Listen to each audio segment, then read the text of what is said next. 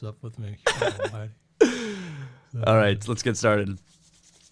All right, guys, welcome back to Growth Minds. Today we've got a very special guest on here today, Robert Kiyosaki. Thanks so much for joining us. Oh, it's an honor. It's an honor. You know, my dad, we grew up in Korea, and he, in the 1999, there was a recession happening in Korea to the point where he lost his job, the stable job that he had, made good enough money, but after all the things that he thought was secure, he lost it all. Right. And it just, as soon as you were talking about, you know, the difference between the poor dad and rich dad comparison, it was something I completely resonated with. Right. So I'm really excited to be talking to you here today. Oh, so you talk a lot in the book, of course, for people that, the few people that don't know. I mean, you've had 31 million copies sold now of The Rich Dad Poor Dad? Well, 31 million registered copies, 41 million with pirated copies. Oh, I mean, we're probably talking 100 million actually in terms of pirated. It's insane. Yeah. Well, I was just in China. I was autographing books. It was like one book that was my book, and 5 were somebody else's. the pirates. Oh my goodness. Counterfeiters, you know. Oh my God. That's life. It's business. That's how it is, I guess, now, right? Yep. So the main thing that you talk about, and the thing that really resonated me with, is this idea of the rich mindset versus the poor mindset. Correct. And I love that you start there versus starting out with specific strategies. You really focused on the psychology of really helping people unlearn what they've been taught through society, through you know, in my case, family members or culture.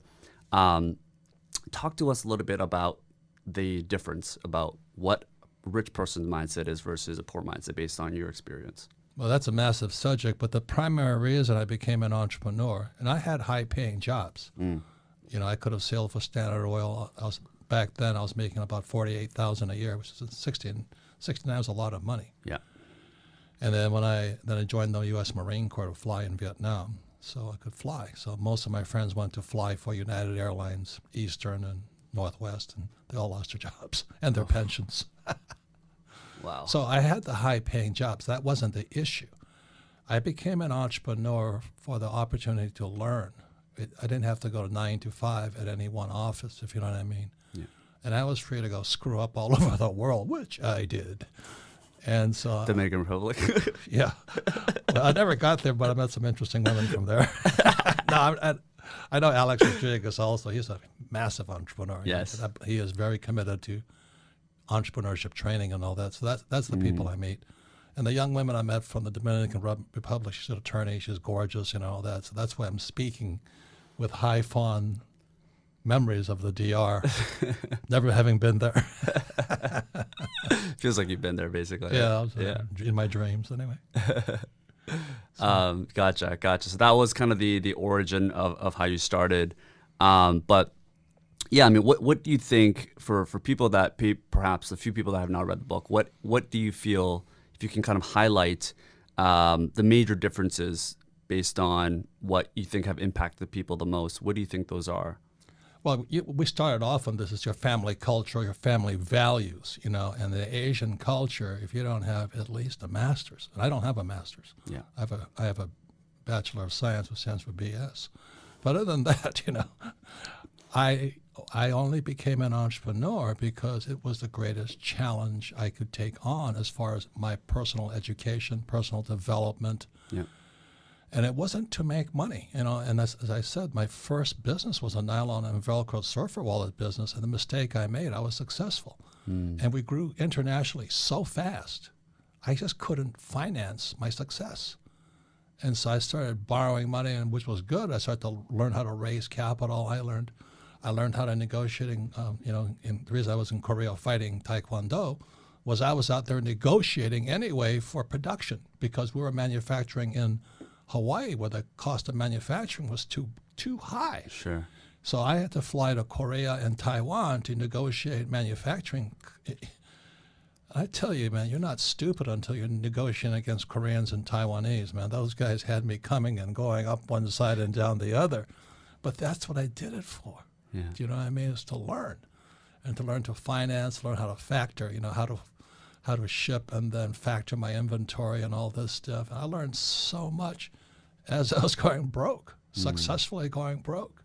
And so when I explain to young people, that's what I did it for. That's how you get smarter. But in this academic culture, we're just talking about Jordan Peterson, how he rails up against academics. Well, in the academic culture, the person who makes the most mistakes is a stupid person. But in entrepreneur, the person that makes the most mistakes and learns from them is the rich person. So I always say to young entrepreneurs, money will never make you rich. It's your experience, how much you learn, the mistakes you make, the people you make. And although there's horrible experiences, they're all good experiences if you learn from them. Sure. And that's the attitudinal difference of an entrepreneur. Most guys are small business guys, they're not entrepreneurs. They open a pizza shop to make money and they get stuck in that pizza shop forever. Well, that's not me. And the subject of entrepreneur is a massive subject. So you got a drug dealer peddling drugs is also an entrepreneur, as is Jeff Bezos, running the biggest product-pushing company in the whole world. They're both entrepreneurs. But the gap between the drug dealer and Bezos, massive. So when I speak to young people, I say, what kind of entrepreneur do you want to be? And if you're just here to make money, since you can do that, but it's not exciting. Right. What do you think they should be focusing on other than just making money? Well, for me, it was always taxes. Okay. Isn't that technically more money, though? More money in the bank? Yeah, but the problem is when I wrote a second book called The Cash Flow Quadrant, which is the E, employee, S, small business or self-employed or a small entrepreneur. B stands for big business, 500 employees or more. And I stands for professional insight investor. So if I'm buying stocks, bonds, and mutual funds, I'm not an insider. I'm an outsider. So my goal from my rich dad, not my poor dad, was to make it to the B quadrant, so I have 500 employees, but more importantly, to be an I quadrant investor. And those guys on Shark Tank, like Damon Johns and Cuban and those guys, they're B's and I's. Yeah. The average small guy is an E and an S. And there's a very big difference in taxes. So I wanted to learn the tax law. So I had my friend Donald Trump and I wrote two books together. I know he's hated, but we wrote 2 books together, and we make millions and pay no taxes legally. That was the objective. And the idea is you have a corporation where you can deduct a lot of expenses. No, you have to be very, very smart. I mean, you don't deduct expenses. You have to be both a B, big business, and an I, an inside. So I invest in the inside. I don't have stocks, bonds, mutual funds, or ETFs. So the reason my education began when I left the Marine Corps, I was flying out of Kaneohe, Hawaii. And then, so when I was watching an infomercial TV, I was still in the Marine Corps making, back then, about $700 a month as a Marine lieutenant.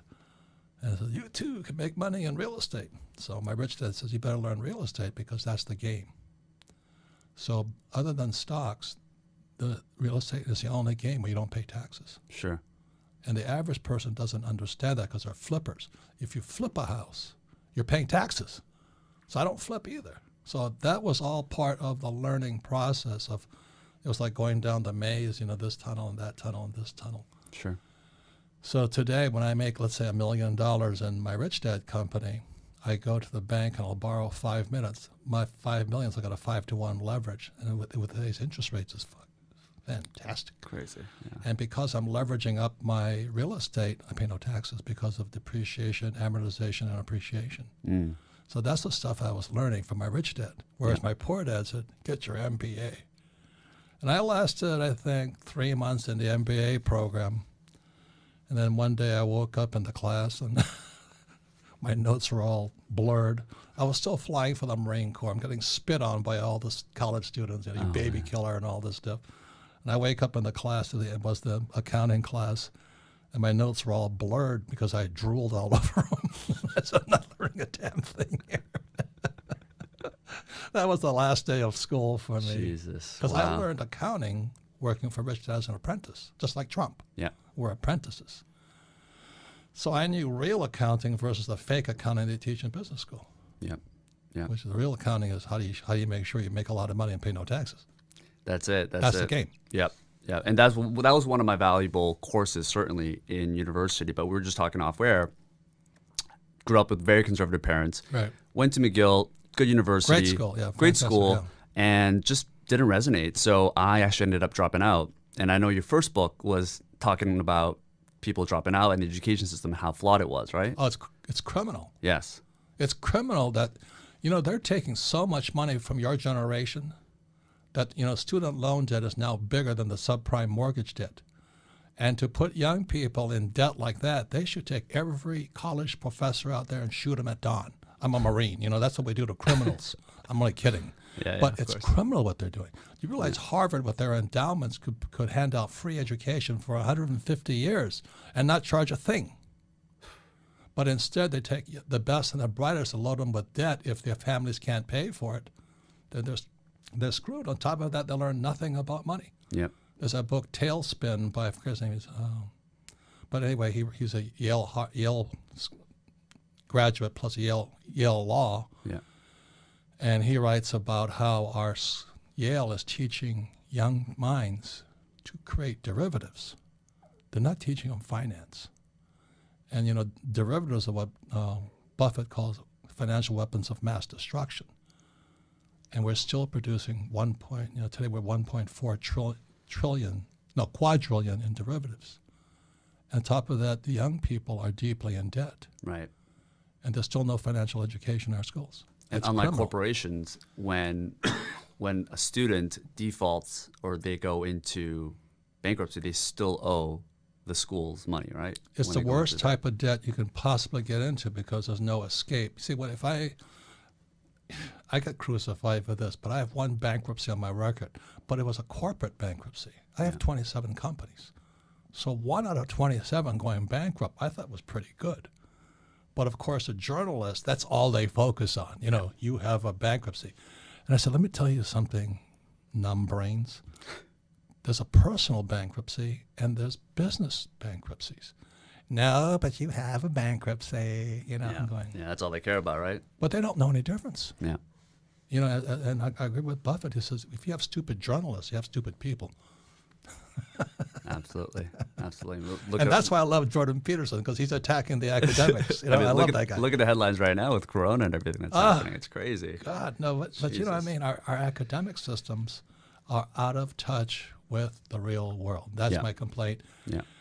And next to one of my best projects, a student loan provider is building this project that makes my place look small. I mean, they're building this massive, all built on collecting and servicing student loans. It's massive. Yeah. And they're SOBs to work with. I mean, they're my neighbors, but they think because of all this money coming in from students, they can bully me around. Well, I'm a real estate guy, and we just fight back. They encroach on my easements and my boundaries. Well, we got more money than we can fight you all day long. I said, fight me. But they're student loan guys, which makes me hate them even more. Yeah. Yeah. This is in Phoenix. I won't mention the name because they're still my neighbors. The trouble with real estate, you can't choose your neighbors. You can always move out, I guess. But I mean, this is the major problem with the education system. It's so outdated that, I mean, I've heard that the current American education system was actually modeled after the 18th century within Prussia. Yes. Right? And I think it had some also influence. Like, I mean, the whole idea is that the American system is currently nicknamed the factory model of education. Correct. In that we're just manufacturing employees and people. They're almost discouraging people to think in a creative way in a world that will thrive with creativity because everything's going to be automated away. It's just insane. It is insane. The several things that I find, one more time, second book, Cash Flow Quadrant, ES.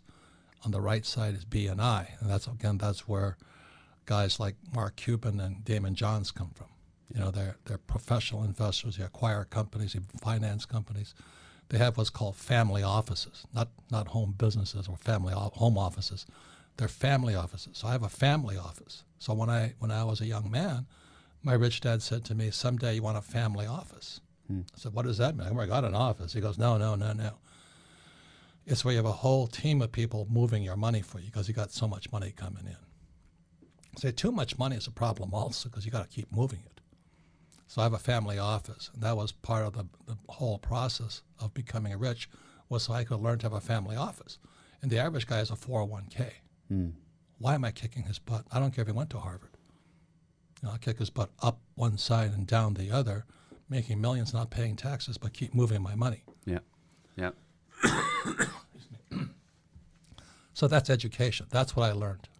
Do you recommend, because there are schools, obviously, that are not as expensive in America. If you look at Europe, there are schools that are relatively cheap. Canada is still very expensive, but it's certainly not to that level of the US. So from like a cost perspective, if it is a lower cost, do you recommend, are there specific types of people that should still go to school and benefit from that if it is a low cost, or should they just avoid it altogether? No. That's a very good question, because the question is, what do you want to become? You want to be an employee, go to school, go to McGill, go to Harvard, go to Stanford. You know? Yeah. You want to be an entrepreneur. I don't know where you go. So the way I learned that was when I graduated from the U.S. Merchant Marine Academy right here on Long Island. We're the highest paid graduates in the world. Back then, there were still ships at sea. Now that all the ships are gone because of our wages are too high.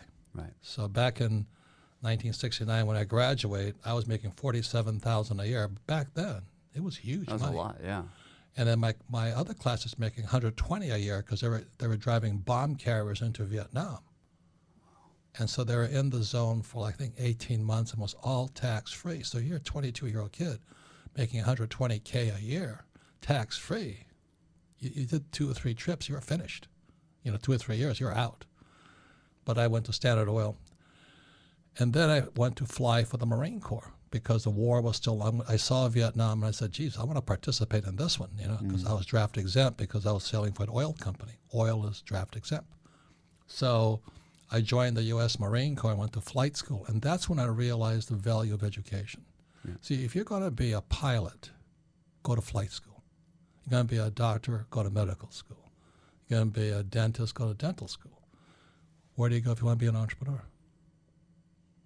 Because, and the other thing too is when I was in flight school, you could already tell the good instructors because the good instructors had just come back from Vietnam. They were up to date. Yeah. They were saying the damn Viet Cong, they changed this, they changed that. And so the U.S. Marine Corps and Navy syllabus was sending down, you should fly this way. This guy said, don't you fly that way, you'll be dead tomorrow. Because the Viet Cong was changing, we had to change. So just one example, I was a gunship pilot. We'd come in at 1,500 and roll in. And then the Russians gave the Viet Cong was thing called an SA-7. It's called a Strela in Vietnam. And the Taliban used it against the Russians in Afghanistan. Yeah. So if you came in at 1,500 with this new technology called the SA-7 or the Strela, you were dead meat. You're coming in too high. Huh. Because a Viet Cong, with absolutely no training at all, just point, pull the trigger. This heat signal went up right up your tube, blew you out of the sky. So we're in flight school learning how to fire guns and rolling in from high, and these instructors are coming back. You do that, you're going to be dead. And that's where I learned the value of technology and education and the best teachers. Sure. So suddenly the teachers were telling us to come in at 1,500 feet on a gun and rocket run. We were saying, you're going to be dead. And so they were trained to come at what's called defilade. We had to fly below tree level.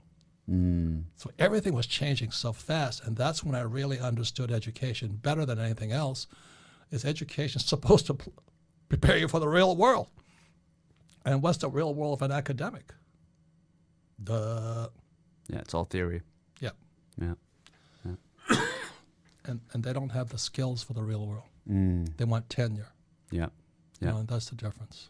Yeah, I think there are some initiatives that are slowly starting to pop up. It's still very in its infancy stage, like Thiel Fellowship, the billionaire Peter Thiel, he's got this program where he provides students $100,000 that are entrepreneurs to start their own business.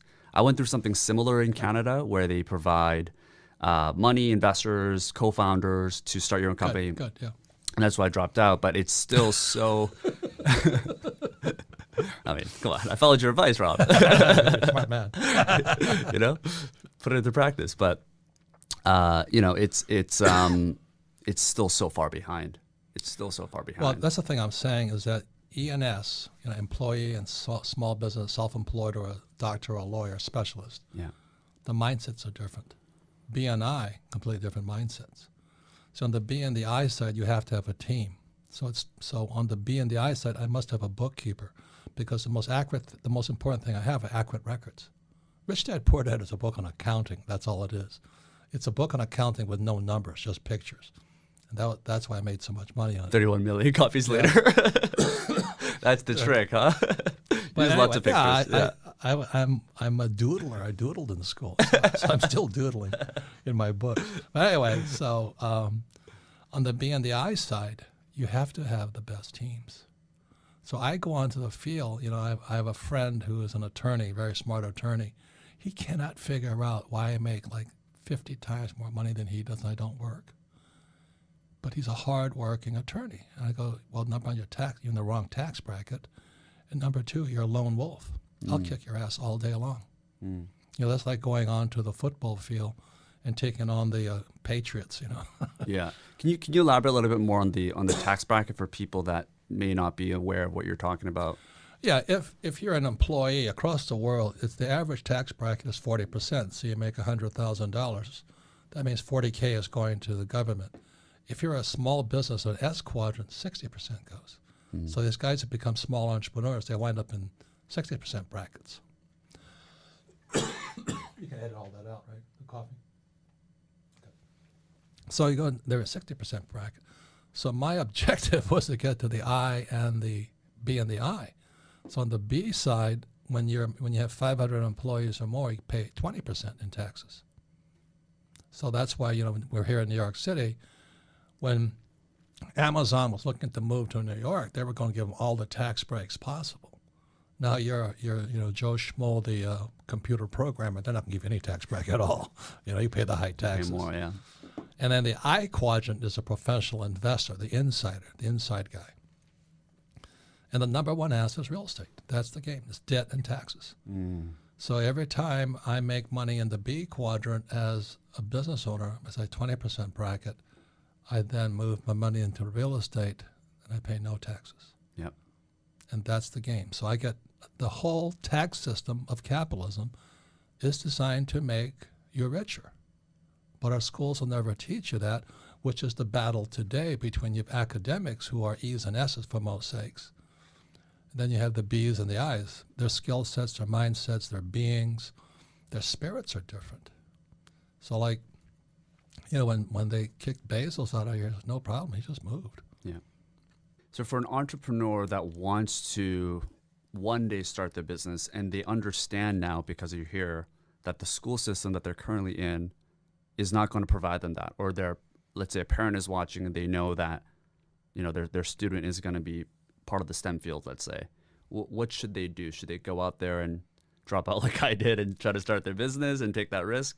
What are the ways to transition off of that? Well, that's the reason I wrote Rich Dad, Poor Dad, and then the quadrant. So it gave guys like you kind of a roadmap. I mean, there's so many different ways you can get there. And then the third book is Rich Dad's Guide to Investing, the I quadrant. See, the I quadrant's the key. And as a professional investor, I use the I quadrant to analyze businesses. Like I just invested in an education company, and are you a trader? What's wrong with you? Why are you investing in an education company? I said, who funds education companies? And they go, I don't know. I said, the government. So that's why these charter schools and all that, they're pretty good investments because your source of income is the government, because, the whole Constitution says every child must have an education. So they might be teaching them garbage, but I like the source of funds. Because you're on the other side. I'm only kidding. Because you're on the other side of the table, right? Yeah, I'm just sitting there going, what am I looking at? I want, if the entrepreneur has no skills and say, I got a PhD, but I can't sell, I can't negotiate, I don't have any professional skills and all this. I don't care if a PhD, I'm not going to invest in you. But if you say to me, the federal government is going to give you $1 million a month to teach kids, suddenly I like you a lot. Because it's the federal government that's a true giving you the capitalist money. here, right? I'm not that mercenary, but No, I'm pretty close. I'm pretty close to that. And then I'm just going to invest that money in real estate. Yeah. Yeah. Yeah. Let's talk about money. So we talked about this idea of the rich mindset. We understand how broken the education model is because it's a lot of it, as we mentioned, modeled back to the 18th century of Prussia and the factory system. It was what you're talking about had two purposes. One, to train employees, and second, to train soldiers.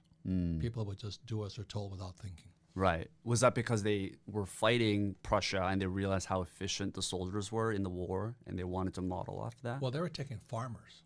Right. You see, the whole thing went agrarian, industrial, today technology. So back then, they were trying to get these farmers who were pretty independent little guys, and they work for themselves. So they're trying to train them from farmers or S quadrant, self-employed, to employees or soldiers. Right. People who would do as they're told. Right. And the education system hasn't been updated since that time, basically. No, it's actually gone backwards, in my opinion. In what way?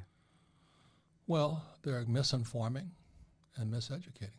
Look, the biggest thing for an entrepreneur is you've got to learn how to make mistakes. And the school punishes you for making mistakes. Second, you have to operate in a team. You know, everybody talks about team, except in school. If you take tests as a team, you're called cheaters. Yeah. So just those two mind constructs. The average guy goes out there afraid of making a mistake and starts a business and they make mistakes, obviously. Then they don't have a team. Gotcha. And the odds are stacked against them. Yep. So my wife and I started with a bookkeeper. Why a bookkeeper? Because the number one thing an entrepreneur must have is accurate records. I made so many guys show up and they said, where are your records? They want me to fund their company. They don't have any records. They have no numbers. I said, how do I know if you're good or bad? Well, yeah, man, it's a good concept. We're doing a lot of good. We're going to change the world. Yeah. This is like a revolutionary concept. We're good people. Yeah. You know, I have a master's in art. Yeah. We're from the same city, you know? I know, yeah. You know? We grew up together. Yeah. Oh, I had this one guy. Oh, it was painful. My classmate, Hawaiian guy, you know, and Hawaiians have a different culture than the Japanese culture. And what he happened? says he wanted $2 million. I says, for what? He says, because all of my kids are unemployed. No, that wasn't the real reason, was it? He says they've all lost their jobs. So you wanted just to loan money? No. I was supposed to give him the money because we're family. That's awkward. No, but I'm not trying to pick on the Hawaiians. Yeah. What do they call the people from Egypt? What do they call these guys who are? I forget. Their culture is if you have something, it's mine. I forget what do they call it? They're gypsies. My friend is a gypsy, and he says in the gypsy culture that if you have two, one is theirs. I'm going, what? But then I started thinking about my friends, you know, my classmates who were hardcore Hawaiians. They're great people. Yeah. They can sing and dance and all this, but family is everything. And so if his family's hurting and I have extra, it's up to me, because we're all part of the same family, to help each other. Is that like an expectation that he has? It's cultural. And that's what really hurts most entrepreneurs. It's like we started a whole conversation. What's your family culture? What were your family's belief systems? What were their values? You know, and they all play a factor inside your success in so-called the real world outside of the family. And I'm not blaming my friend who was Hawaiian, because, you know, I'm just saying his culture was different than mine. Yeah. The same as my culture is different than my own family. You know, my brothers and sisters all have master's degrees and all that, and I'm going, they send their kids to college. I'm going, oh, have a good time, you know. But they still believe, Japanese still believe in college and saving money and job security. Yeah. And becoming a government employee. Sure. I'd rather shoot myself. Yeah, I mean, Japanese, and because we had Stevie Aoki. Are you familiar with Stevie Aoki at all? No. He's like a big DJ guy, younger guy, but in his 40s now, but also Japanese. That's really young. And half my age. You look 40 up. But he also resonated the same thing. Koreans are the same way, right? We're probably one of the most conservative societies when it comes to that, because we grew up in in Korea they call it chaebol. I think in Japan, what do they call it? I don't know. The big. Anyways, a conglomerate days, right, where a couple of companies own the entire economy there, and they're just so used to living in that world. The Japanese had a thing called kumiai. Kumiai. Okay. Kumiai was that if you lived in the same neighborhood in Hawaii and you were Japanese. All the Japanese stuck together. Mm. And my father, who was 6'4", for Japanese is pretty big, the kumie would come and, talk to our family about the Japanese sticking together. My father threw them out. And these are he says, look, we're Americans. Get that in your head right now. So I had these conflicting cultural values. Sure. So again, for every entrepreneur, first thing you must inspect is what was your cultural heritage. Not that it's right or wrong. What were the values? Did you just struggle with that when you were growing up in high school? Hey, when I wrote Rich Dad, Poor Dad, I almost went to the devil for that one, Because Japanese, you don't ever criticize your father. Same as Korean and Chinese, right? Father is the king. Yeah. It's very patriarchal. Yeah. So when I was asked, well, how do you feel about writing a book about your father? I said, well, he's dead. I had to wait for him to die before I wrote the book because he would have killed me. My family was ready to kill me. Yeah, I was gonna. How did you overcome that? It's because Jesus. I said he's dead, and that didn't go over well either. Oh my God! Were you close to them though when you were growing up? Yeah, I had a great father. Both my rich dad and my poor dad were great men. Yeah, but you both respect. They're two opposite guys. The one guy really believed in school, but he didn't know what he didn't know. Mm. And my rich dad never went to school, and he didn't know what he didn't know. But the two make kind of a whole education. So one was a capitalist, one was a socialist. Yeah. And so then we have Bernie Sanders versus Donald Trump, and I don't know, all this other stuff going on. It's kind of hysterical. When you step back, you look at it from values, I mean, you got two in the race now, right? Joe Biden and Bernie Sanders. Well, do you realize that if I ran for office, I'd be younger than all of them? It's crazy. It's great. They're all old. It's crazy. No wonder Biden can't remember things. I can't remember how to get in a taxi anymore. Jesus Christ. We also had Andrew Yang on in New York when he was running. He? He's doing good. He just announced something that he's starting called Move Humanity Forward. A lot of people thought he was running for mayor, actually, for New York, really? Which he still might. I'm not sure. I don't think he's announced it, but he's starting a nonprofit, basically. Give me a break. You know what nonprofit stands for? No. Tax exempt. That's what it really means. Yeah, probably. It means that they can't make money, so they're going to, I know the game. I sit there and chuckle and laugh all the time. Well, I can introduce you to Andrew if you want. Yeah. I don't understand how they can pay everybody. I fought for capitalism. I realize it's 80-20. It's called Pareto's Law. Pareto's Law is the 80-20 rule, right? Something like that. So 20% of the people need socialism. They need to be taken care of. But 80% can make money on their own. So why would I give somebody with the capabilities to be the 80%, give them money? Sure. Doesn't make sense to me. What did you think about the UBI? I'm assuming you've seen Well, feelings. I think, unfortunately, it's coming just because our school system is teaching people to be victims. I don't know if you saw me on Patrick Ben David. That guy's a genius, man. I love working with him. He's smart, yeah. Yeah. Oh, is he smart? I used to work with Tony Robbins, and he has that quickness of brain. Yep. I'm a little Hawaiian, I'm a little slower. But anyway, he goes, I told him, I said, during the agrarian age, the church was the center. So every small town had a church. So it was very spiritual, and that was the culture. We shifted to the industrial age, and then weaponry came up. So we could now kill. They went from swords to guns to machine guns to rockets to drones, So during the industrial age, they started building statues to war heroes. So that was, as a Marine, they have the Marines raising the flag on Iwo Jima, and they have Robert E. Lee and Grant. And so everybody respected war heroes and stuff like that. Now they're tearing down Robert E. Lee and Grant and all these guys because America is now worshiping the victim. Victim mentality. The victim mentality. And that's what I said on Patrick Bet David. And a couple of my friends called me and said, "You're an asshole." And I said, "Well, you're entitled to your opinion, but I've been called better, and stuff like this." But I said, we're raising victims. Our schools are pumping out victims.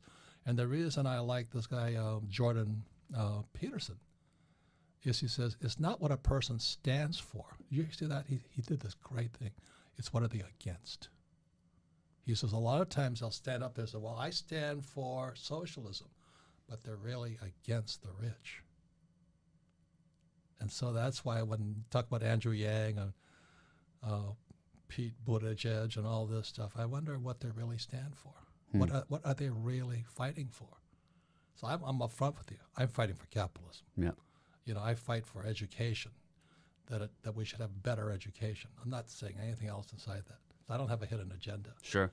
So when these guys are talking about we're going to fix the homeless, I said, what does that mean? And so what Jordan Peterson says, they're against the rich. They're not for the homeless. They're against the rich. And that's where most of the people on the left are. And I don't know that because I'm not political, not Republican or Democrat. You don't have any religious agenda. You know, you want to believe in God, fine. Don't want to believe in God, fine. But I want to know what you really stand for, not what you pretend to be standing for. Yeah. So when Andrew Yang says he's going to start a nonprofit, as a capitalist, I already know he can't raise capital. Because look, I'm doing the same thing, but I can raise capital. You know, I'm a hardcore teacher. Yeah. What do you think is the difference between you and Andrew Yang in that case? You can't raise capital. Not an entrepreneur. So what's the skill sets that missing? I don't know. You better figure that one out pretty quickly. Look, understand something. I don't have stocks, bonds, mutual funds. You know why? Why? I can make up my own assets. I wrote this book called Rich Dad Poor Dad, 31 million copies. I make $5 a book. You do the math on that one. I create my cash flow game. I think I make $6 or $7 a game in 50 languages. I know how to sell. Yeah, but don't you have to invest that money once you make it so that it's in a less risky asset class? I don't even need money. That's the worst part. The next book I'm coming out with is called The Infinite Return. Is that when you have the mindset of a capitalist, you don't need money. Okay. See, rule number one in Rich Dad Poor Dad is the rich don't work for money. Most people miss that one. But that goes back to 1971 when Nixon took us out the gold standard. Yeah. And money became fake money. Yeah. So anyway, my Rich Dad was preparing me to think about how can I make money without money. And the way I do it, I create an asset, like a book. I'm not saying write books because that's a tough industry. But I write a book today. I sell 50 licenses to 50 different languages. And I collect royalties for years, the long tail. Yeah. So my money just keeps coming in. From with that, I borrow. So let's say I make $10 in a book. I'll borrow $50 to invest in real estate. I step up my basis for depreciation, amortization, and appreciation. Gotcha. That's financial education. Yeah. Not that garbage they teach you about invest for the long term in the stock market. Why would I do that when I can make up my own assets? Yeah. You know, that's what entrepreneurs do.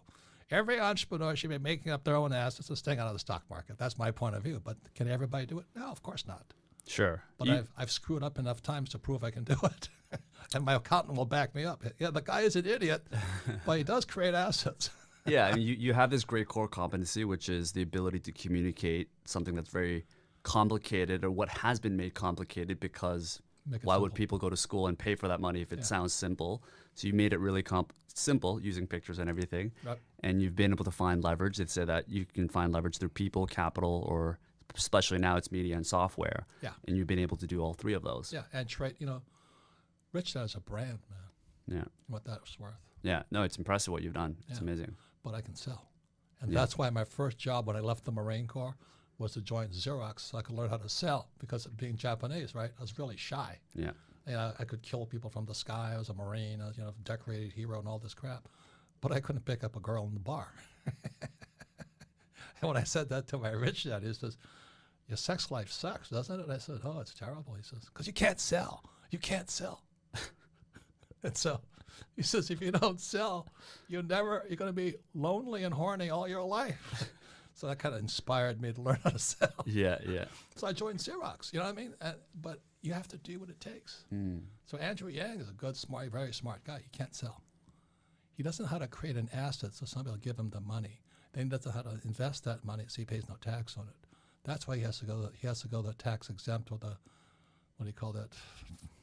I don't know what you call this. I don't think in their words. Well, he has been able to raise insane amounts of money for as tax deferred. You know what I mean? For tax advantages. I see what you're saying. Yeah, he's just in the wrong system. No, I mean he's doing good for himself. Yes. But as an entrepreneur, I'm kind of in the same. You talk about UBI, right? Yeah. Universal Basic Income. We're on the opposite sides of the camp, but I understand why he does it. Yeah. If you're an entrepreneur, you don't need a UBI. You don't even need a job. Think about that. See, that's where you're going right now. You will eventually never need a job, and you'll never need money if you keep pushing the boundaries of your mental abilities. That's called the infinite return. Yeah. When I write a book, I have no money in the deal, and I collect money for the rest of my life. The royalties. Yep. Yeah. Yeah. Yeah, royalty, I mean, that's what Richard Branson did, basically, by licensing his That's what first Trump brand. does also. That's what Trump does as well. That's what Bezos does also. How does Bezos do that? Well, he has a company that he has all these millions of people working for him. The money keeps Oh, I coming see. in. You see, and then he floats it on the stock market, which is all free money. He wouldn't become a billionaire if he was selling just Amazon. He floated it on Wall Street. Yeah. And that's the game. It's on the B and the I side, not the E and the S side. Absolutely. So let's get into, because we're talking about Jeff Bezos, we're talking about Trump. Let's get into the average middle-class person that is perhaps starting this, they're learning your concepts, they're getting benefit from it, but they're not making hundreds of $1 million yet, right? Someone that's 25 probably has $50,000 to $100,000 in savings. For someone that has that amount of money, how do you think they should invest it? Well, I mean, everybody's different. That's what I'm saying. The first inspection.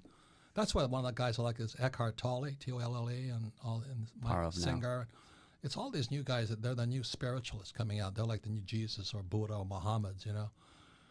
And I think you have to have a spirituality to you. I'm not saying if religion does it for you, fine, you know. But it never worked for me. I flunked out of Sunday school also. But anyway, there's a point where you have to have some faith in your abilities, right, and guidance. And so I know if I do what I consider the right thing. Well, what would you do if you were 25 today and you had $50,000 in the bank? Would you invest it back into yourself with your education, because that amount of money is not going to do that much damage in the market or real estate, or is it different if you had $500,000? No. Idiots are idiots, you know. That's why, you know, most guys, most major league athletes are broke within 6 years or something. They lose everything. Sure. Or a lottery winner. Yeah, because money never makes you rich. And so the thing is to invest in your life experiences, your mentors. So the story of Rich Dad, Poor Dad is choosing between two different teachers.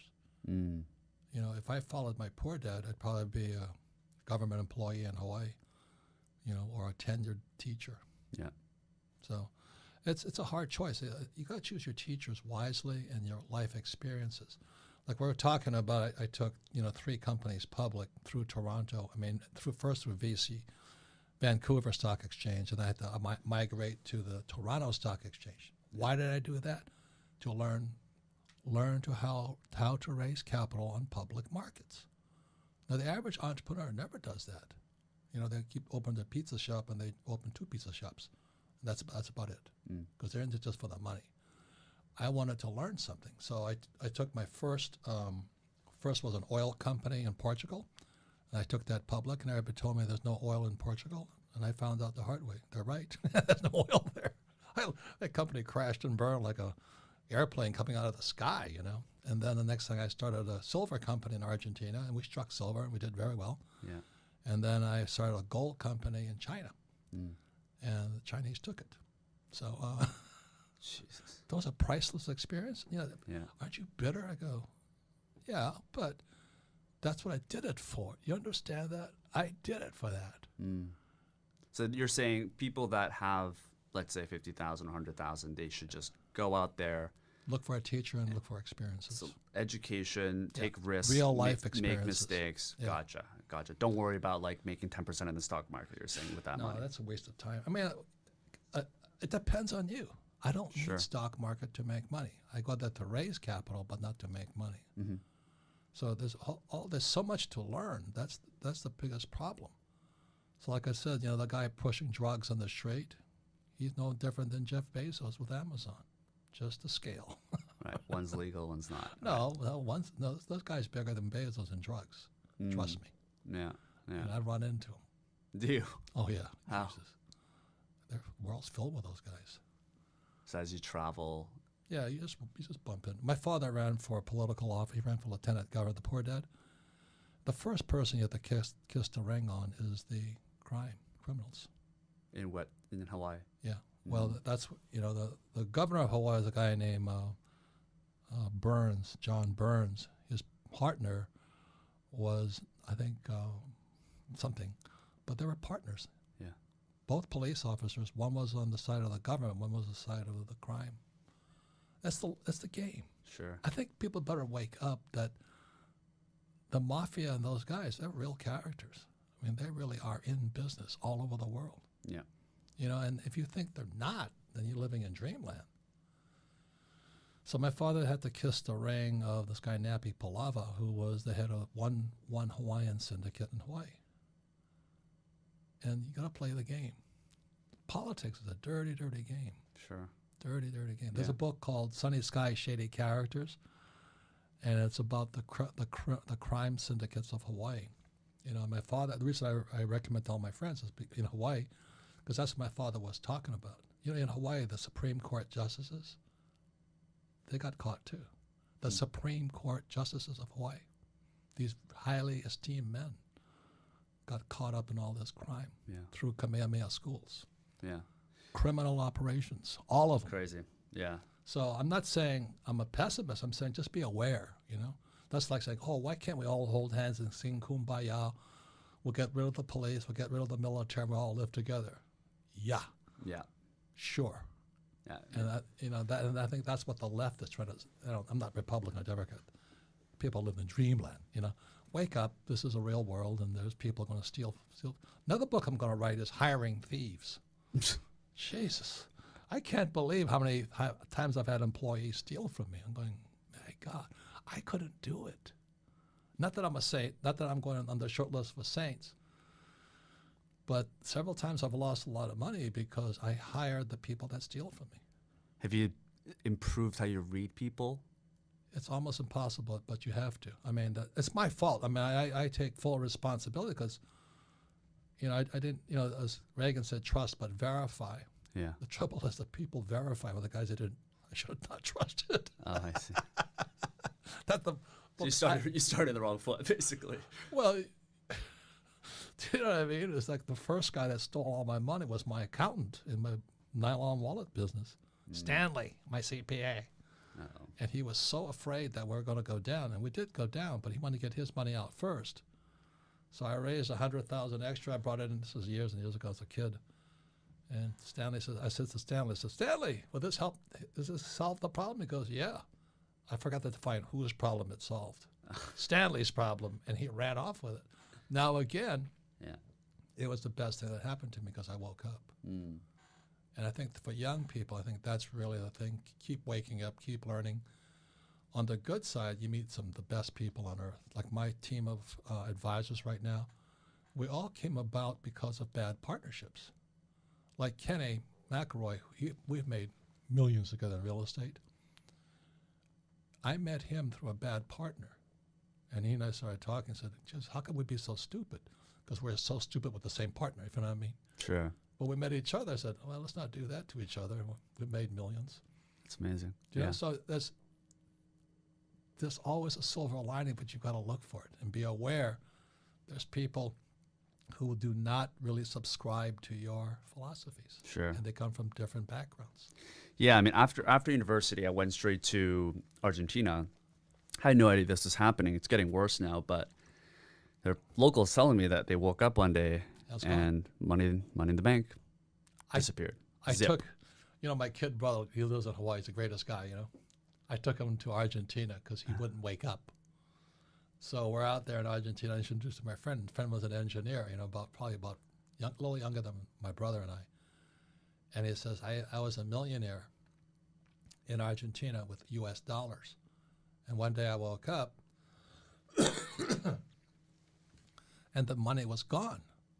And so the bank said, oh, don't worry, we'll give you $1 million back in pesos. So my brother sat there and he says, is this why you brought me here? I said, yeah, wake up. Wake up, yeah. Because you're Japanese. Japanese save money. And Japan is the most screwed up country financially because they're all highly educated savers. When are you going to wake up? Japan's debt to GDP, I think, is like 240% right now. It's the worst in the whole world. Wow. And they all save money. If the Japanese didn't save money, you know, Japan would be gone. And my friends inside Japan say the banks now lend debtors money so the debtor can pay the bank back. So what happens, the debtor gets deeper in debt, but the bank looks like everybody's paying their bills. And I said, you know, I don't know what the Japanese have a word for it, bakatari. Which is? You're an idiot. Okay. And the Japanese are very good people, you know, hardworking, diligent, and all this. They have no financial education. They believe in saving money. The Yakuza is their mafia. It runs rampant through that place. Yeah. And they still pretend. Yeah. Well, saving money in this day and age, I mean, I think Warren Buffett's got $130 billion in cash right now waiting because there is probably going to be some sort of a recession. People say it's a correction right now because of the corona, but it's a rough time. What are your thoughts on all this? Well, I love crashes. You know, like the best time to get rich is in a crash. The problem is this time I think this crash might last a long time. The 1929 crash lasted 25 years. That's how long it lasted. I think this one might be at least 20 years, this next depression, because the numbers are so astronomical. Like I said, if Japan is 260% debt to GDP, 240 to 260%, America is 115% debt to GDP. That's much, and increasing $1 trillion a year. Mm-hmm. How are we going to pay it back?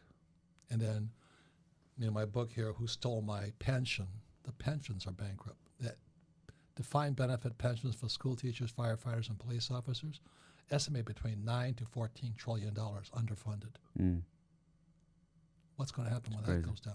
You know, so that's why I sit and I watch and I go, this one might be a long one.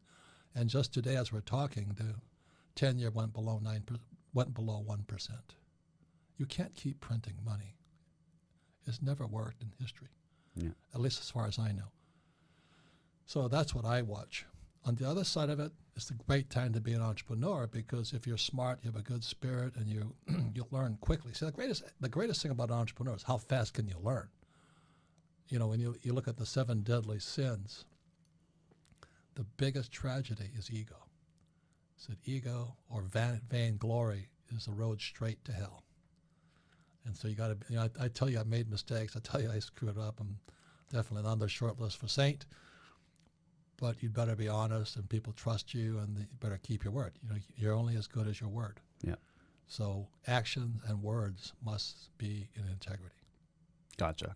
Yeah, a lot of the best businesses have started when there was a recession, Correct. right? There was this idea of Nassim Nicholas Taleb. I'm sure you're a fan of Oh, him. he is my hero, man. Anti-fragile, stronger. I mean, I love diamonds his get stuff. stronger, right? Yeah. As in under pressure. So it's a very interesting concept, but people fear it. A lot of people fear it. Yeah, but you know his lesson is you go to the gym, you get stronger. It hurts for a little while, but you get stronger. Yeah. And people are coming out of school weaker today, and that's what disturbs me. You know, and then you know Patrick Bet-David, man, that guy is amazing what he's teaching. Yeah. And so there's many young guys coming up that are teaching brilliant stuff, and that's YouTube. You know, which is a whole new channel, right? Is social media now the channel? So if you're in traditional media, you're in trouble. But if you're moving with the trends, you're in good shape right now. Sure. So that's the difference. Well, Nassim Nicholas Taleb also talks about in Black Swan. He talks about this idea of the barbell strategy, Right. where he kind of uses like the S&P as like an analogy where most people think this idea of like putting yourself into medium risk is the safest option, when in fact you're not really getting much of the upside, but you're getting all of the downside as well. So you're allocating risk in a way that is not actually helping you diversify, and you're actually putting yourself in more risk. And he advocates this idea of putting yourself into very risky assets in a small amount, and the rest into, let's say in this case, cash, bonds, and that way. Even bonds are in trouble now. Bonds are, I guess, yeah. So most likely cash, where it's very liquid. When I was your age, the smart guys were in bonds. Nobody was in stocks. Today, everybody's in stocks and bonds. I'm going, holy mackerel. Sure. Okay. Sure. What are your thoughts on this idea of barbell strategy, where there is asymmetric returns, where let's say you put 10% into something that's super risky, the maximum you can lose is that 10%, so you still have that 90% still uphold. Well, it depends upon the person. Like I'm saying, I encourage anybody listening to this or any entrepreneur, get to the point where you don't need money. It's called the infinite return. And that's my next book coming out next year. Yeah. When you get to the point where you don't need money, you're home free. You'll never need money. You don't care. You can always put a deal together. You can always create an asset out of nothing. You know, it's like, I don't know what else. It's the power of God-given power. So like I said, when I write a book, I'm selling 50 copies, 50 licenses day one. And let's say I get 10,000 a license. How much is that? 50 times 10,000. Is it 500,000? 50 times 10,000? Yeah. Yeah, 500,000. Yeah. So I'm in the black immediately. What does it cost me? Maybe 10,000 to write a book. You know, so I'm in the black. The same thing if I trade a stock. I would buy a stock at $1, it goes up to 10, and I sell. So I have all free trading stock. I have no money in it. That's what Buffett's doing. They're all infinite return guys. Sure. You have no money into the deal, and you can do it with anything. What are other examples that you would recommend? Stocks, you mentioned, books. Well, real estate is my first deal. Was I bought a condo on the island of Maui for $18,000, and I gave them a credit card to put the $2,000, so $1,800 10% down payment, and I made $25 for it. So I made $25 from no money at all, 100% debt. I love debt, and the average guy's afraid of debt. So it's just mindset. It's what you know. How do you practice? I have made a lot of mistakes. I've never lost money in real estate. Never. Because I invest a lot in my financial education in real estate. Why? Debt and taxes. The more I can use all the debt I want and pay no taxes. I love it. I love it. There's a God somewhere. Why would I buy stocks? I don't understand that game. You can make money quickly. Sure. And stocks are good because they're illiquid. I mean, they're liquid. You can get out of the stocks real quick, and real estate's dangerous because you can't get out of it. But that's why I've got to study more. So anyway, I the biggest thing I can say to any entrepreneur is learn. Be an active learner, low ego. It's tough when you're successful, because when my nylon and Velcro surfer wallet business went to the moon, I was crashing down right after it. It was straight to my head. While the ego is still man, there, right? Vanity ego is still there, yeah, right? it was straight to bed. I thought I walked on water, except there was no water. There was only air below me. So I learned the hard way. You know, I don't learn it easy. Well, having learned that, is your flow now? Is it that you have, talking about ESBI? Is your flow now? You have these active businesses. Let's say books or business as well. You use the profits from that, and you invest all of it into real estate. Is that the way your money flows? No. I only invest in real estate. Right now, I'm out of the real estate market. I mean, I still have my real estate holdings, but I'm not aggressively buying because the prices are too high, because private equity and the hedge funds went into real estate. And now it makes it's like the stock market. It's a disconnect between the price and the value. So these guys, my best friend just became a billionaire because he took all of his real estate holdings and sold it to a hedge fund. He's laughing all the way. He says it's going to crash on him. It's fake valuations. Good timing. It's based upon today's valuations, maybe not tomorrow's. Interesting. Yeah. So he and I had a race who was going to be first millionaire. I beat him, but he beat me to a billionaire. So his idea is that he sold it to a hedge fund. Once the house market goes crashing down, he's just going to buy it all back at a fraction of the price. Correct. Gotcha. Because you think about entrepreneurs. You're not manual labor. So you're working with your mind, your body, your spirit, and your emotions. You're just timing things, observing things. You have to have good friends, people you trust implicitly. Yeah. And like I have fantastic staff. I trust them with. Some of my people have been around me for 20 years. Some of my best partners are 40 years. And we trust each other. So that takes time. There's also been a lot of crooks along the way. Like I found out, I won't mention names, but some of my CEO and my president were stealing money again. Recently. They can't sell. They can't sell. My friend who's my accountant, Tom Wheelwright, he says, he looks at returns all the time. He says, people who can't sell steal. You're saying they're not actually stealing money, but they're stealing time and valuable resources from you. They're actually stealing money from you because they're not selling enough, you're saying. They don't know how to sell. Okay, but they're not actually going in and stealing money from you. Oh, they are. There's so many ways you can. I see what you're saying, but I get what you're saying, but yeah, okay. One of the best experiences I had, I was a young Marine. I was in Hawaii. I still couldn't chase women because I was so shy. Yeah. So I got a job working as a manager of a nightclub in Waikiki. And so it was with the big, back today it's called Weston. I don't know what it was back then. Sure. So the general manager comes up and talks to me and says, "Hey, your PC is too high." I said, "What's PC?" He says, "Your port count. Somebody's stealing alcohol. They're not stealing alcohol, but they're not charging for drinks." He says, "Catch them." For 6 months, I could not figure it out. I couldn't figure out how the bartenders and the cocktail waiters were stealing money from me. So when I told my rich dad that, he says, "I told you." I said, "What's that?" He says, "If your bartenders and waitresses are smarter than you, don't get into the business." That's too risky. And my other friend, I was going to buy a professional team, and he said to me, he says, You were going to buy a professional team? Yeah. Which sport? Baseball. Baseball, okay. No, just not because I liked baseball, but just because the baseball team was in trouble and I was going to buy it. And So you thought there was money to be made there? Yeah, but I do it. I do it because I want to learn, not because I'm interested in the team. So I ran the numbers, I ran the process, I found out about the business and all that. And finally, this friend of mine came up to me. And he says, and he's an NBA player for 18 years. He says, "I'll give you lesson number one in business." I said, "What's that?" He says, "Never invest in a business where the employees make more than you do." Interesting. And that's why it didn't work. Yeah. Because the more successful the team got, the more money the employees made. You can never win, he says, until you flip it. Yeah. And I said, "I don't want to do that." So anyway, please listen to all you entrepreneurs out there. It's the biggest learning adventure you can go through. Even the bad lessons are good lessons if you have the humility to learn from them. Yeah.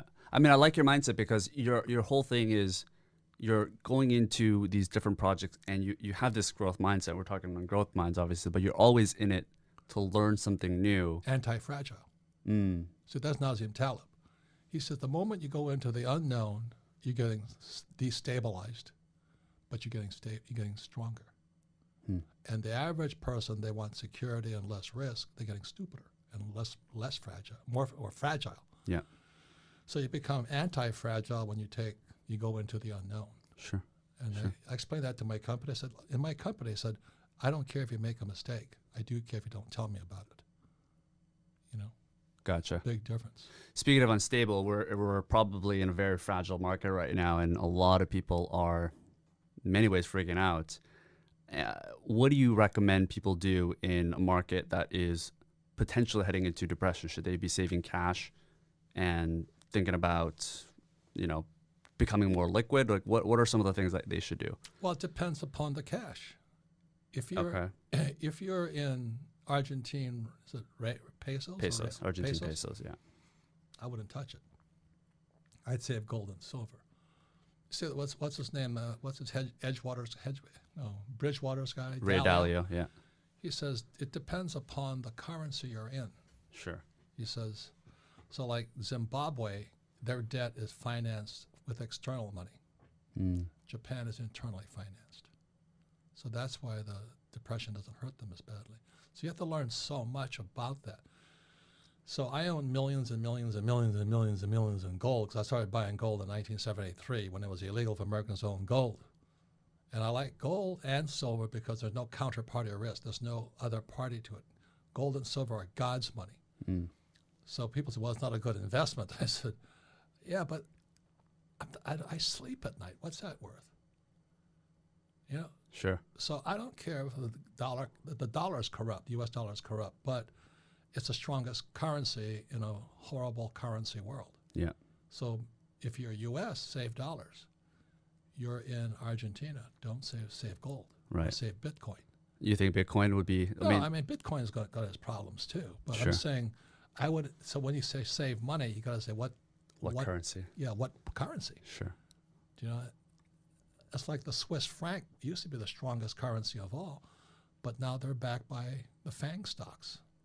And so I'm kind of backing off of the Swiss, whatever they use. I don't even know anymore. I just kind of, it's almost instinctive. Sure, sure. I mean, the Argentines, what I found interesting was the way we look at gold, because I think you're completely dead on.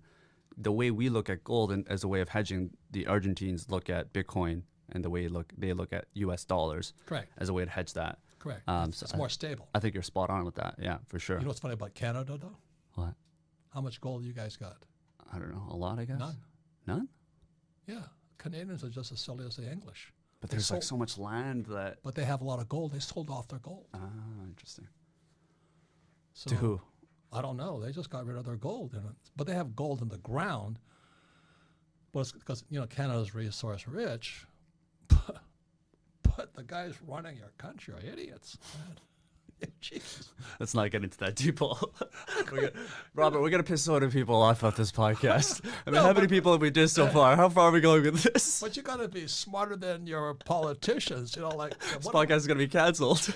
Yeah, what about Trump? What about Bernie? I said, what about him? I don't care. You know what I mean? Yeah. I got to be smarter than them. Well, you're not dependent on them. Yeah. Because of infinite returns, exactly. you're not creating your own assets. And so if Bernie says this, if Trump says that, if Biden says this, I go, okay, good. Or Yang says this. I still got to be smarter than them with my money because it is my money. Sure. And if you're hoping that Trump, Trump's my friend, I'm not counting on him to save my money for me. Mm. Yeah, I do what he does, but I don't. I'm not counting on him. Gotcha. And if Andrew Yang wants UBI, Universal Basic Income, that's MMT, Marxist money theory.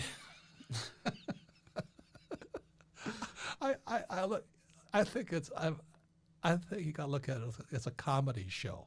Yeah, I mean, it's a reality show for sure with Trump in there. I mean, it's a gong fest. Oh, it's horrible. It's kind of funny, but you got the Donald, on one side, reality show guy. Do you still talk to him, by the way? No, not. The last time I talked to him, he announced he was on my show, my Rich Dad radio show. He says, "I'm going to run for president." I said, "Good for you. I better stand far away from you." Because Ollie's a target now. Did you think it was a joke, though? No. He's a good guy. I mean, he says things he shouldn't say. Right. He could be a good guy, but also there's no two Donald Trumps. He is exactly as you see him, and he shouldn't tweet and all that. Yeah, well, I'll agree with that. Mm. But I'm not into politics. So I listen to Bernie Sanders. I give the guy a lot of credit. To admit to be a socialist in America, as Mexicans friends would say, big cojones. And Pete Buttigieg, a gay guy, and all this, and going, I don't know if he's the husband or the wife, but you gotta have such guts. And then Andrew Yang, I'm gonna give everybody money. I'm going, thank you. It's a catchy headline, no? Yeah, I watch all this stuff. It's a TV show as far as I'm concerned. But if you're counting on them, you're a bigger idiot than they are, So, and then Pocahontas, I just love her, how did that happen, Rob, you're sounding like a real Republican right now. I'm not a Republican. I'm a cartoon commentator. I think it's hysterical. You're just observing this whole scenery. Yeah, basically. but I still have millions in gold, and I still have my real estate. I'm still offshore in many things, and I don't pay any taxes legally. Yeah. So I can laugh. If you're not there yet, you can't laugh. But I wouldn't count on those guys to save my ass. Right. That's all I'm saying. If you're going to be an entrepreneur, it's going to be the biggest adventure of your life, as long as you want to keep learning. But if you just want to make a few bucks, you'll be taxed to death. Yeah. That's the S quadrant, ESBI. That's the problem. And small business loans and all, they don't give you any money. It's hard to raise capital as an S. Sure. Crowdfunding and all that stuff. But I'd rather go to Wall Street. I'd rather raise my own capital. Yeah. But those are skill sets. So I say to every entrepreneur, look at it as the biggest education plan you'll ever go through. I don't care if you have a college degree or not, but you better learn really quickly, fast, have good people around you, and keep studying. Yep. Okay. Well, Rob, let me end off because I know you came in because you wrote this book called Who Stole My Pension. Talk to us a little bit about what people don't know about pensions today, what the average person does not understand about how pensions work today. Well, the pensions are bankrupt. They're gone. My father, my poor dad worked for the government, and he lost his pension in 1972. And he still told me to go and get a job and all that. So my poor dad became a poor man When he lost his job, his paycheck, and his pension. How did he lose it? Like he just got He nothing. ran against the governor. See, the governor was a crook. John Burns, police officer. If you read the book, Sunny Sky, Shady Characters, you'll find out exactly this. He's an investigative reporter. I forget his name now. But he said everything my father was saying to me. They're all buddies. Shady Sky, Sunny Characters starts with Don Ho. Nice Don Ho. And they were all in cahoots. Supreme Court justices were all in cahoots with Kamehameha schools, the most richest school system in America for Hawaiian kids. Yeah. And all these estates just ripping people off. So my father, after he became the governor's staff, resigned. And he said, I cannot, in good conscience, ethically, morally, and legally, I cannot be part of your staff. So he made the mistake of running against him. This is while I was in Vietnam, defending the country from I don't know who. But anyway, I come home and my father's bankrupt. He's bankrupt. No pension, no paycheck, no job. And he's still telling me to go back to school, get my PhD. I said, I'm going to wind up like you. He said, go fly for the airlines. He read who stole my pensions. My guys, my friends who flew for United, they're all broke. Nobody knows this. Right, but why is this? Is this happening to everyone that has a all pension? over the world? Okay. It says back here on the back of the Who Stole My Pension. What's America's #1 export? Toxic assets. Derivatives. Still manufacture them. Subprime mortgages, yeah. Yep, subprime mortgages. So is there stuff that, because my mom's a nurse and she's under a pension plan, union members are, for people that are they're relying on pensions or have family members or friends that are on pensions, what can they do to actually That's how I wrote the step? book. Because not all pensions are bad, but understand CalPERS, which is the biggest state pension plan in America, that's California state teachers, they're $1 trillion underfunded. The reason people are evacuating California right now is because they know California is about to go bankrupt because of pensions. So if CalPERS goes down, so does the stock market goes down, so goes the 401k. So this coronavirus is one thing, but it's really a house of cards or a set of dominoes ready to start to fall. And it all went back to 1971, the year Nixon took the dollar off the gold standard, and we could print phony money. And we're still printing phony money. Yeah. So the rich are getting richer if you're playing that game of investing, and the poor and middle class are getting poor. Yeah, the first thing that I realized where things start to look a little bit backwards when it comes to pension fund money is that, because I'm in the tech world, so when someone that's in venture capital, private equity, they want to go raise their fund, first thing they go to is pension. So it's a little bit backwards because people are giving money into a pool that goes into a pension fund. That's the book. And you got it. They go you got and it. give money to other managers to manage the money. You got it. So you got it. But what do they do? Like, what do people do? Like, what does my mom do to make sure she's protected? Is she just completely helpless in this state? What you can do is what you can do. I hate to be flippant about what you can do. Sure. Say if you're a stock trader, you understand how to short the market and play the options market, you're in hog's heaven. And when this baby starts coming down, like right now, a lot of guys are making more money as it crashes. You make more money in a market crash, but if you don't have that skill set, you're in trouble. So develop the skill set, educate yourself. What do you want to learn how to do? I don't recommend it. That's hard. Yeah. So I saw this coming back in '72 when I came back from Vietnam. I went, oh my God, And then my poor dad said to go back to school, get my PhD. I said, poor, helpless, and desperate. And I couldn't listen to him anymore. And that's, we started this whole thing about our fathers and our families. And then the other thing I don't say is that my poor dad was Japanese. My rich dad was Chinese. They're two different people. Yeah. I mean, look at you know what I'm talking about? Look at the economy, right? Yeah. No. It's Chinese. Are you talking about culture? I'm being a racist right now. It's a broad generalization. Sure. Yeah. But every race has its characteristic, and we're not being a racist. I'm just saying it's culture. Culture, yeah. And I understand it because I'm Korean. Yeah. So, no, I understand. And you came from Korea. And I came from Korea. You have 2 points of view. The three: Canadian, U.S., and Well, I live in Mexico City right now, so I've got you're ahead of the game. Couple different ones right now. You're ahead of the game, and that's the best thing you can do. Right. You're doing something I didn't do, so it's good for you. No, but to answer the question, what can the person do? You can do what you can do, or you will learn to do. Sure. Yeah. And it's different for different people. That's why I'm not politically correct, as you can tell. I'm not Republican or Democrat. I think Trump's kind of a clown too.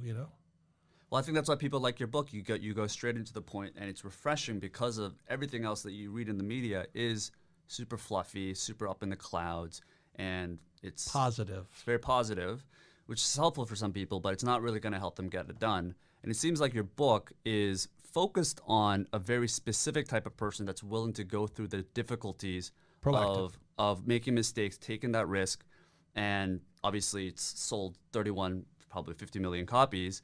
And because of the fact that it provides a lot of education, but the people that are actually going to take action are probably going to be a fraction of the people. So really the people listening, that you need to understand if you're the type of person that can apply the things that you've taught them. If you're listening to this broadcast about entrepreneurship, you have a better chance than somebody in their MBA program at McGill, because your mindset's different already. Sure. Absolutely. It's mindset to start. Absolutely. So if I can tell you one more thing about your race, the Koreans. Yeah. The reason we're talking about Taekwondo, and I fought for the U.S. team in the Olympics, Taekwondo. So that was off air. You can talk to the people about that. You were a karate kid. He said, you're from Korea. I said, oh, kamsahamnida. And it's because, what does that mean? Hello, right? It means thank you. Thank you. I don't even know. It's the polite way to say thank you, too. Okay. There's like polite, Japanese like same thing. So how do you know that? So because I took up Taekwondo. Why did I take Taekwondo? Because I was standing in Vietnam as a 19-year-old kid, and these people called ROC Marines went driving by. ROC says Republic of Korea. And people were dodging, running from these guys. Said, who are those guys? You know what I mean? It's like Butch Cassidy and the Sundance Kid. Who are those guys? He says, they're ROC Marines. And I said, what's so good about them? He says, they can kill anybody with nothing. And the legend that went ahead, the PR that publicly went ahead of the ROC Marines, there are stories of these guys, the Viet Cong would tie them up and they still kill them while they were tied up. And I said, how'd they do that? He said, well, they didn't tie their feet up. I went, what? Which is Taekwondo, yeah. Taekwondo is all forms, legs, kicking. So I stuck that on my back of my head. So I went to watch the ROC Marines train when these guys, they have no feelings. They're just tough. They make great entrepreneurs, though, no? Yeah. They're nasty. They're not the good guys, but they're tough. They just go in. So I came back to the States and I took up Taekwondo. And I still stuck at it, but I took it up. And you have a black belt, Rock. Come on. Yeah. Well, American black belt versus, you know what I mean? I see. There's a difference between an American black belt in Taekwondo and a Korean black belt in Taekwondo, So I got over there and I fight for America. Good for you, though. That's amazing that you did that. I got my butt handed. Well, let me explain to you. I was a heavyweight, which means I was fat in America. In Korea, they're tall and skinny like you. Yeah. And Koreans, and Taekwondo is about the legs, really. They could, it's called a chiki or the hammer. They could lift the leg straight over their heads. And they stand there on one leg and they just watch you. So imagine, he looks like this leg in the air, and I'm this little fat guy trying to come up. How do I find an opening? So you're like you can barely get up here. I can't lift my legs. Yeah. So I get into the ring. I said, "This is not fair." But he's a heavyweight, but he's a skinny heavyweight. Right, but his legs are like no. He's tall. He was like 6'4". His legs were probably 8 feet high, and I don't know how high he was up in the air. I couldn't come in on him, so I made the mistake. I said, "Well, no guts, no glory." I jumped in on him. That leg came across my head, and I was out. I didn't have a prayer. Jesus. But we're talking about, just like Karate Kid, there was one guy who was watching the tournament, this Korean guy. He didn't speak much English, and I didn't speak any Korean. He says, you got potential. And he took me out into the country. And for 2 weeks, he trained me. And it was one of the best experiences I've ever had. Yeah. And when I came back to the States, I kicked ass.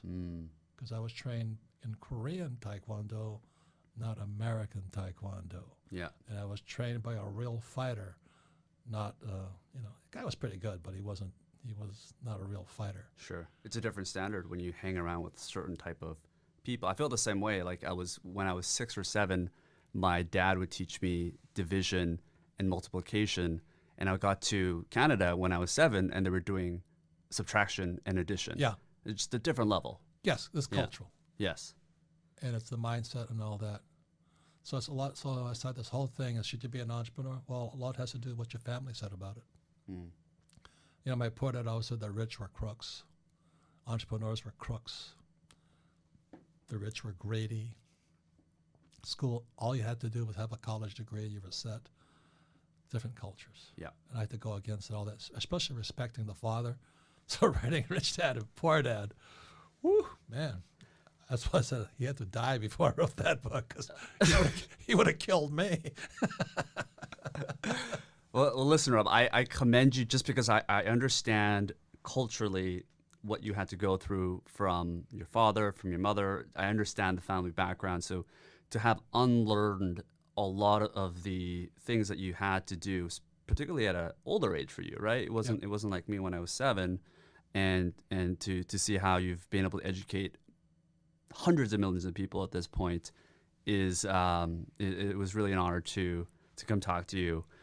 We leave the audience with one small but actionable step that they can do after they listen to this episode, whether it's a specific book you could recommend, whether it's an action step that they can take to get that one step further to start their business or in their investment or anything that you think they can really help improve their lifestyle. What do you think that would be? I just talked to one of my best friends. He's my real estate guy, Ken McElroy. He says he and I are going to stop doing talks at universities. Wrong. Why is that? Well, it's the wrong audience, wrong message. Sure. He says, I just came back, I mentioned the university. He says it was horrible. And he's a good guy. He's very smart, and all this. And what he said to the students, he says, your education begins when you leave school. What you learn means nothing. Uh-oh. That did not go well. At the university, too? Yeah.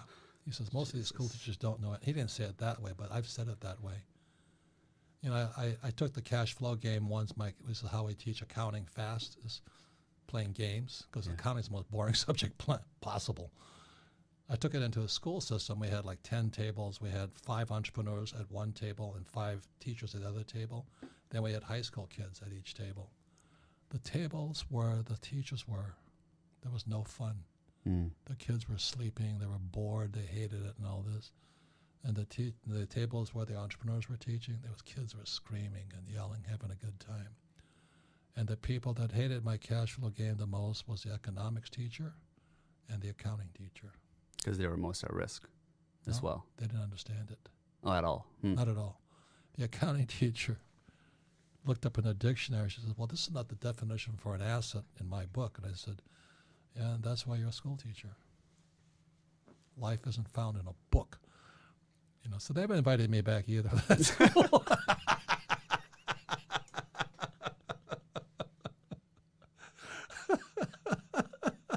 Rob, we'll always have you back. Well, it's always a pleasure to have you here. Thank you. Keep learning, all you guys. Keep learning, guys. Time. Yeah. Awesome, guys. We'll tune in for next week. Thank you so much, Rob, for coming on. Thank you. And for giving us a straight shoot interview. Tune in for next time, guys.